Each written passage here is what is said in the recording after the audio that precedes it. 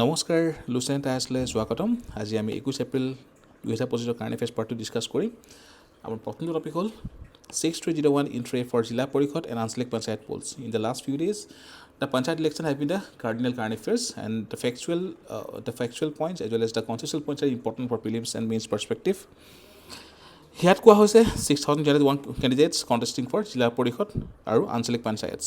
লগতে one peculiar case in the Northwar Legislative Assembly, য'ত the ruling party bagged uncontested all 4 Jilla Parikhot members আৰু Anchalik Panchayat 19 seats.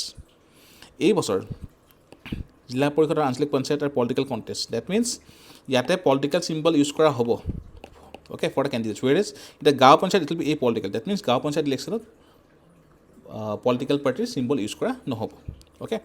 The candidates contesting for members of Gaon Panchayat will not be able to use any political party symbol, but free symbols allotted to the candidates by Assam State Election Commission.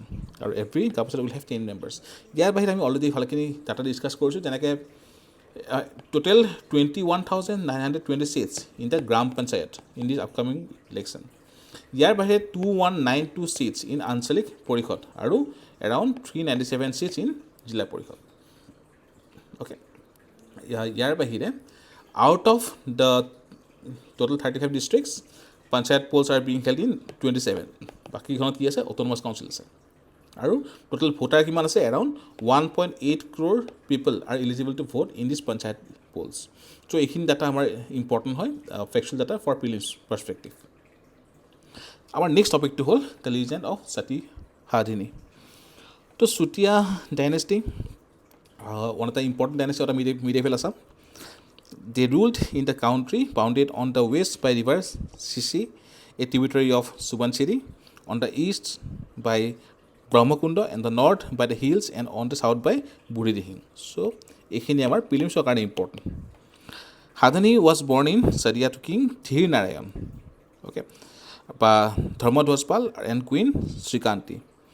The various legends and historical accounts mention that Sadhani was born after various religious offerings and sacrifices. Okay. Aru Nitipal, who after becoming the king, is in the name Sondanarayan, was the husband of Queen Sadhani. Or he was the last king of Sutiya dynasty. Okay. Aru later, due to the maladministration, the Bhuya of Habung and Panbari probably attacked the Sutiya kingdom and declared themselves independent. And later, the Ahom also attacked Sutiyas. So, in the year 1524, the Ahoms attacked Sutiyas. After many battles in the Ahom, the Sutiya king Nitipal wanted to a truce with Ahom king Suhungbung. So, ekhini hamar amar prelims karone important hoy. Aru the Ahom king agreed to truce with Sutiya on the condition that Sutiyas had to hand over Sutiya heirloom, the Pat Rani, the chief queen, a female elephant and 10 male elephants. The Sutiya king agreed to provide a princess other than Patrani, 10 elephants and 1 female elephant, but refused to hand over Sutiya heirloom, that is a golden cat. Later, the Ahoms calculated that it is a signal of renewal of the class, jihetu dimangki fulfill hua nasile. As a result, Ahoms stormed the newly built fort on the day of Sutiya Bihu on 16 April 1524. They also proceeded to the 𝐂𝐡𝐚𝐧 hill to capture Sutiya king. Later, যেতিয়া আহোমৰ attack কৰিলে, the Sutiya soldiers could not withstand the onslaught, and they started to take refuge in the Sandangiri hills. However, Sutiyas applied guerrilla warfare strategies and used fakdhenu, mane crossbows and spears to defend themselves for many consecutive days. Okay. Later, Rani Sadhani, she formed a female fighting squad of 120 warriors with her fellow princes and consorts. They assisted the army by rolling boulders onto the enemy below, which killed a lot of Ahom soldiers. Okay. Later, what happened on the day of 21st April, widely considered as Uja ba Drummers Bihu, one of the former ministers of Sutiya whom Nitipal had removed, who sided with Ahom, suggested that Ahom commander Phoseng Borgohai played at hold. Aru jetet hold to bojale, the Sutiya army took as a sign of reinforcement for them. Aru they came out this as a sign of victory. Or later, Ahom chased them away, and Tetia Sutiya Raja and eldest son was killed. Okay, so this is the story. Yate amar Sati Sadhani part 2 hol je she formed a female fighting squad of 120 warriors with her fellow princes and consorts and attacked the Ahoms. Okay, আৰু যেতিয়া after the killing of Nitipal,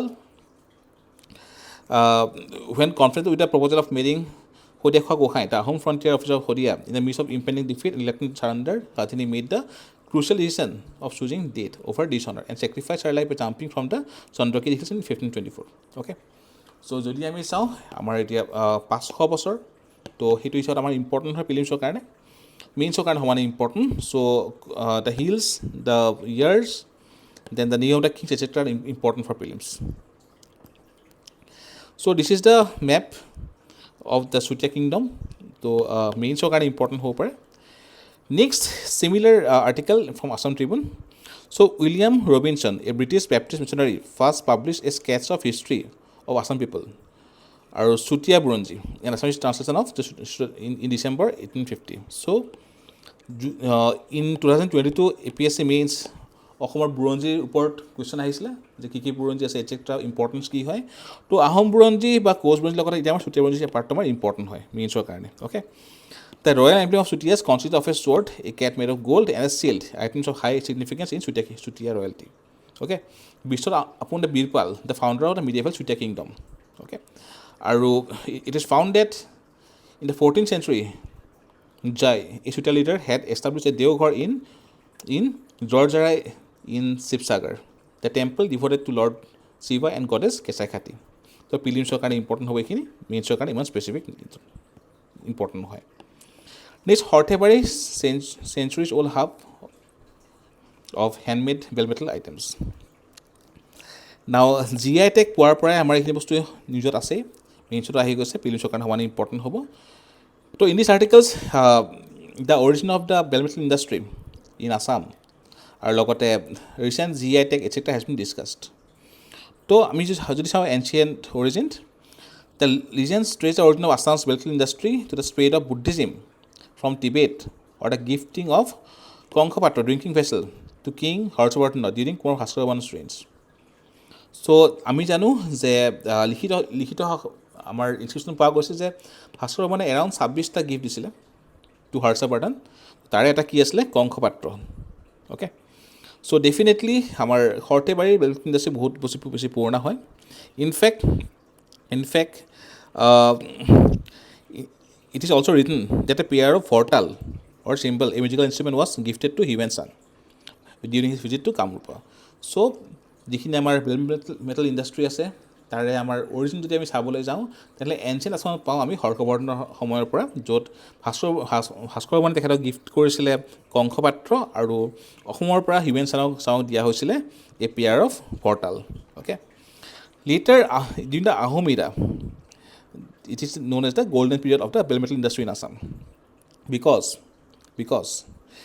সেই সময়ত শিৱসিংহৰ সময়ৰ পৰা basically.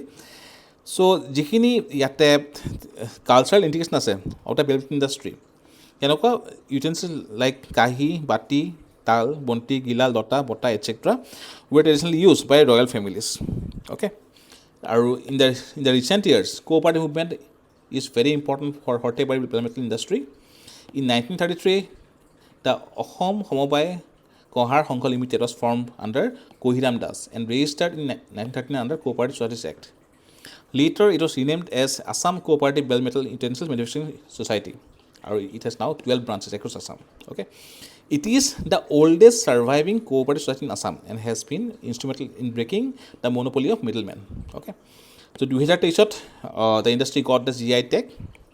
আৰু during the period of Ahoms, King 𝐤𝐸𝐻 is known to have showered laurels upon bell metal artisan 𝐤𝐸𝐻 𝐃𝐢𝐬. Okay, so প্ৰিলিমছৰ কাৰণে এইখিনি ডাটা ইম্পৰ্টেণ্ট হয়, মেইনছৰ কাৰণে ইমান স্পেচিফিক দৰকাৰ নহয়, বাট মেইনছৰ অলৰেডি কুৱেশ্যন আহি গৈছে. The factual part is important for prelims. Next, panel recommends creation of task force to restrict illegal mining in Assam. বহুতে বেছি ইম্পৰ্টেণ্ট হয়. চাওক, মাইনৰ মিনাৰেলছ, মেজৰ মিনাৰেলছ এটচেট্ৰাৰ ওপৰত UPSC প্ৰিলিমছত কণ্টিনিউ কুৱেশ্যন আহি গৈছে আছে. And this is one specific current affairs, য'ত চিডিউলৰ কথা কোৱা হৈছে, চিডিউল Y, তাতে যিখিনি মিনাৰেলছৰ কথা আছে সেইবোৰ কথা ইয়াত কোৱা হৈছে. So' the departmental related standing committee of Assam Legislative Assembly for Mines and Minerals Department in a recent report submitted before the House, recommended creation of Mines and Minerals Task Force for restricting illegal mining, transportation, and storage of mined minerals. কিহৰ কাৰণে so due to this illegal mining আমাৰ এটা হ'ল revenue lost হয়, লগতে illegal মাইনিঙত environmental কনচাৰ্ণবিলাক address কৰা নাযায়। চ' এটা হ'ল এনভাইৰমেণ্টেল ইছ্যু, এটা হ'ল revenue loss, then corruption etcetera এটা ইছ্যু, আৰু সেইটো কাৰণে ৰেকমেণ্ড কৰিছে for creation of the task force. So' mines and mineral development report stated that a proposal for raising a mines and mineral task force to cover 10 district. এইকেইখন district important হ'ব: Tinsukia, Sivasagar, Karbi Anglong, Dima Hasao, Kamrup metro', Goalpara, Sribhumi, Nagaon, Chirang and Lakhimpur. Okay, so' Guwahati high court ইয়াৰ ওপৰত case হৈছিলে, later review petition was filed. So' কিহৰ কাৰণে? As minerals found in dividends or beds are wide schedule minerals as per Assam minor minerals concession rules 2013। Okay, তো কি হয় আমি এইখিনি জানিব লাগিব। The Assam minor mineral concession rules 2013 hitherto had provisions for 4 different kinds of arrangement for extraction of Schedule Y minerals, namely lease, contract, permit and government permit.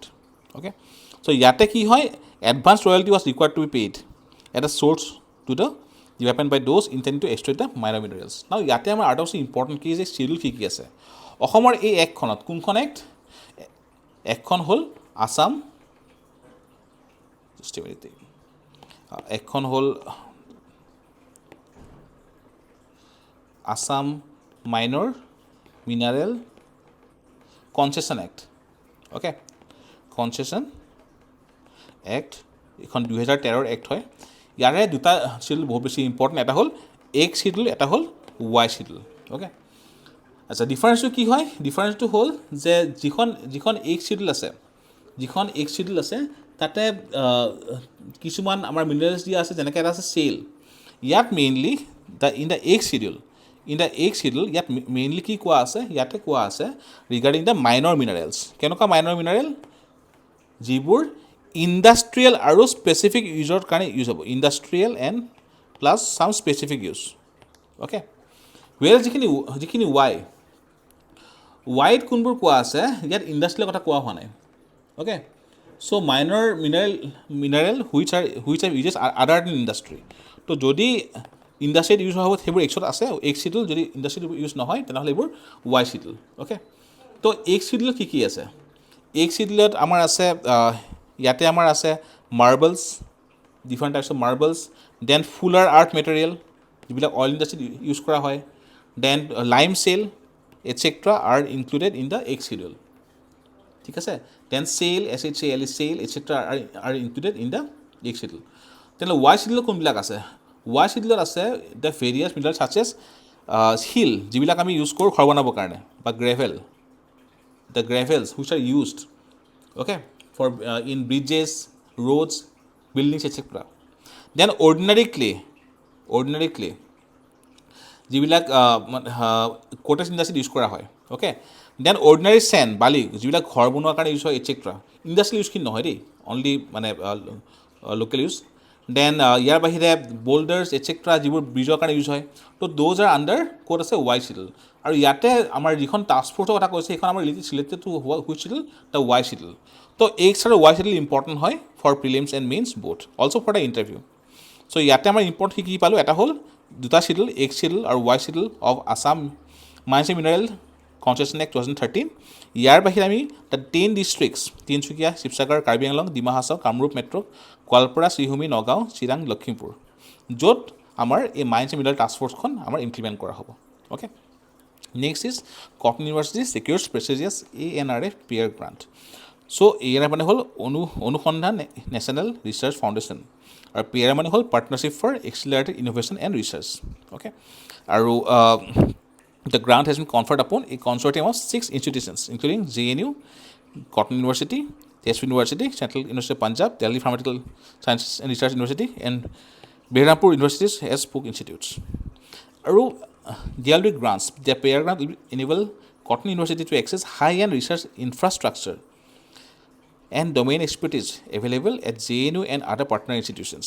Yet, লাভ কি হ'ব? So they will get around 14 crore grants over the 5 years. আৰু কিহৰ কাৰণে use কৰিব?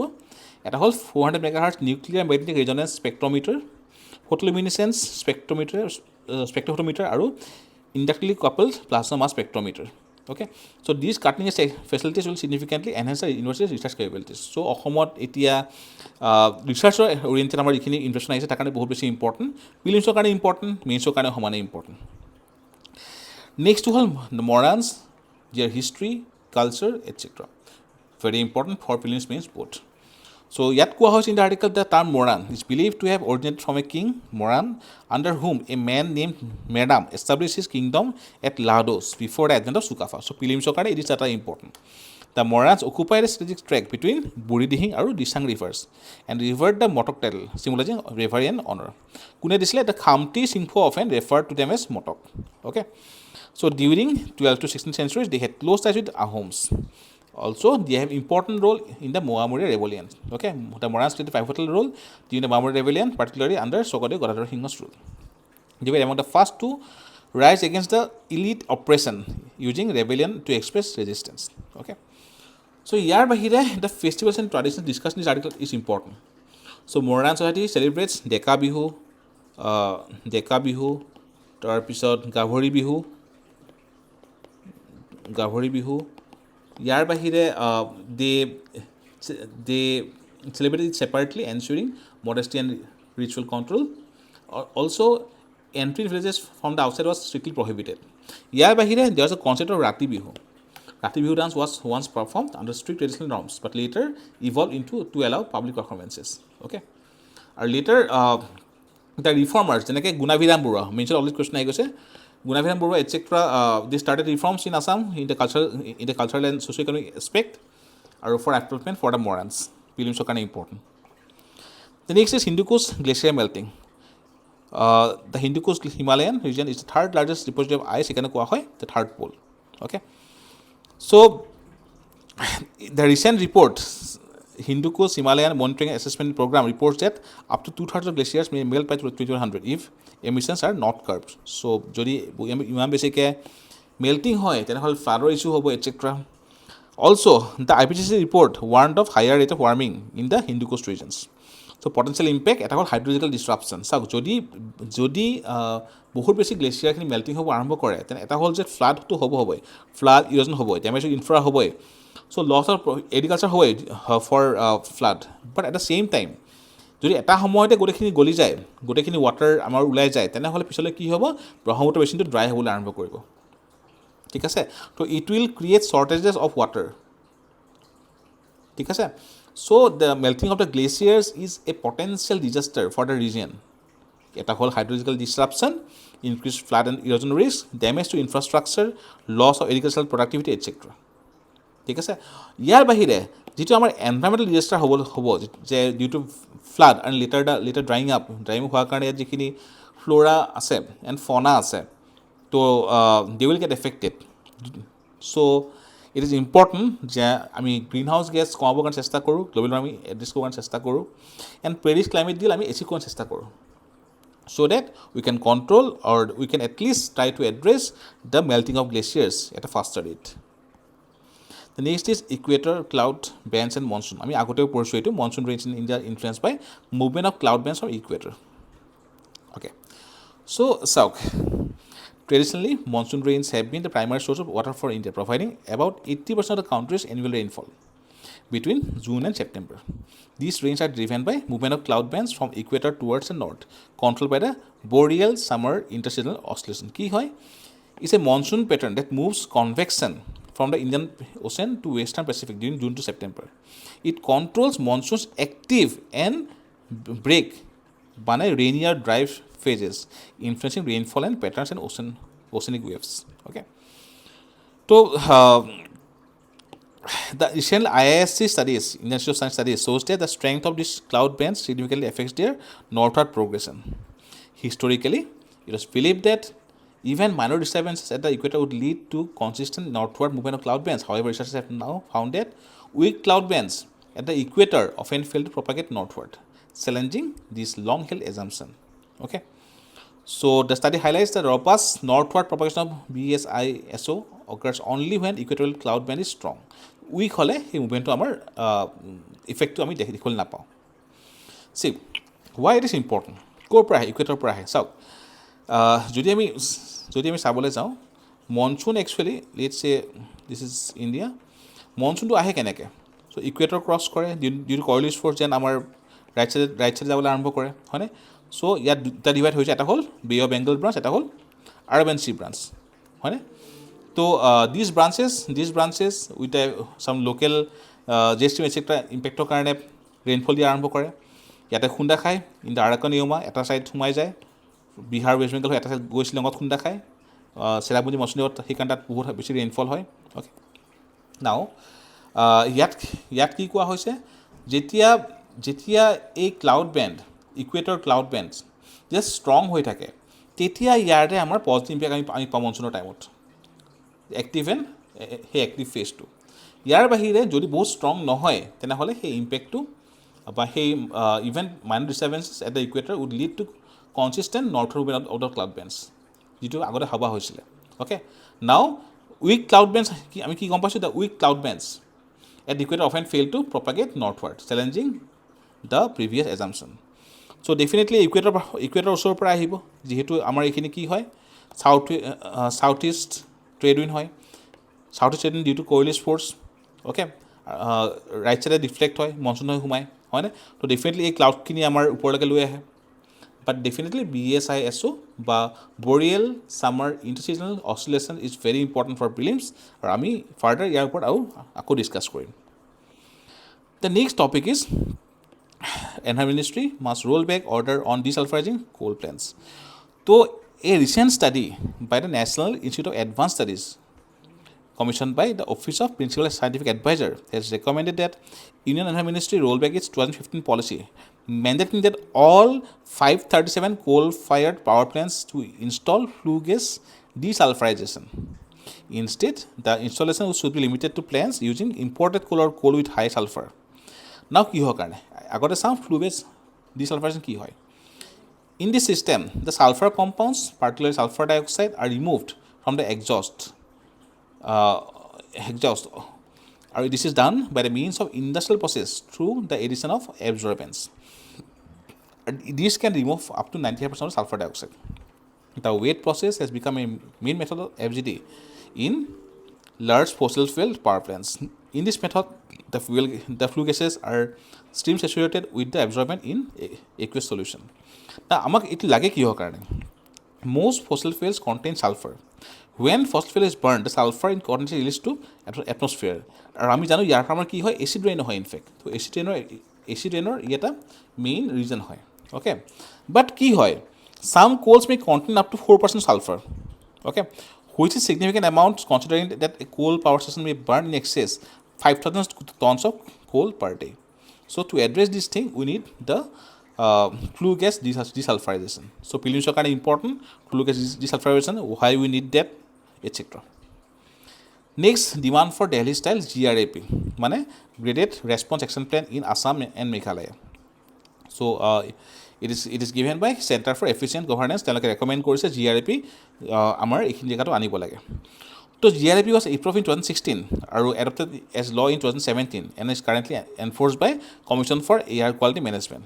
Okay, তো কি হয় CAQM Act 2021 for NCR adjoining area তাৰ পৰা এষ্টাব্লিছ হৈছে aim coordinate and oversee efforts to improve air quality, prevent and control air pollution in Delhi NCR and surrounding states.